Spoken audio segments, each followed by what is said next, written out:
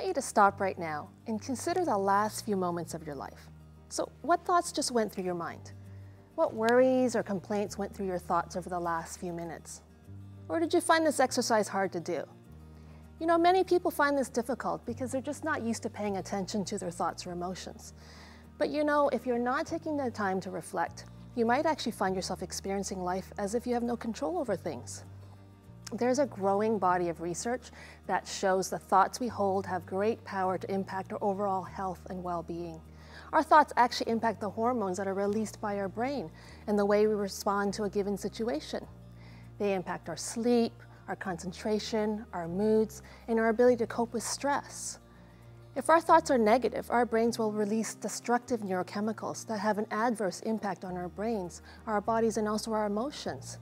And conversely, positive thoughts improve our happiness and well-being, and they lower our physical and emotional stress.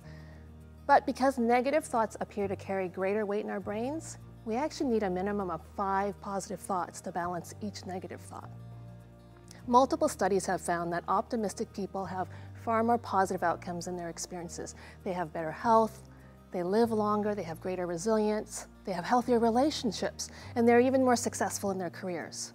Now, some of us are more naturally wired to be optimistic, and others pessimistic. And our way of thinking is also impacted by our family of origin and the mindset of our parents. Regardless, though, the good news is that you can learn to manage your thought life, which can then give you control over your overall well-being and experience of life. Optimism is a learned skill. It takes practice and repetition before we can master it, and all of us can learn to do this. God has wired all of us to be able to overcome difficulties in our lives with His help, to experience great joy and peace and freedom regardless of our circumstances. So if you'd like to learn how to be more optimistic and positive in your thought life, try this. First of all, pay attention to your thought life. As you pay attention to your thoughts on a regular basis, you're going to get better at this skill, and you're going to be able to recognize negative thinking sooner. Use your emotions to help you. Because when you're feeling bad, there's a good chance there's some negative thinking behind those emotions. And then second of all, notice when you have a negative thought. Identify the negative thought, and the more specific you can be, the better. And over time, you're going to find that there's going to be themes with your negative thinking. And third of all, reframe your negative thought. The sooner you can put a stop to the negative thinking, the better. So how might your worry or critical thought or angry response be reframed in a more positive light? Fourthly, refuse to give ground to the negative thought. Actively fight your thought by refusing to ruminate on that negative thought. Find a verse in the Bible that deals specifically with your thought. Repeat that verse as many times as you need to cancel out that negative thought. You can even say the verse out loud to really fight that negative thought.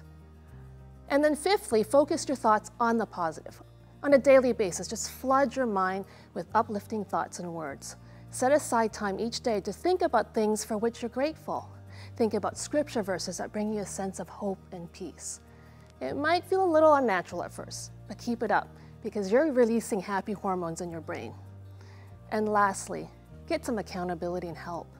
If you're really serious about turning things around in your mind, give permission to a few trusted friends and family to challenge you every time they sense some negative thinking happening. And if necessary, consider getting help from a professional if you'd really like to get a good handle on your negative thinking. I'm Dr. Mary.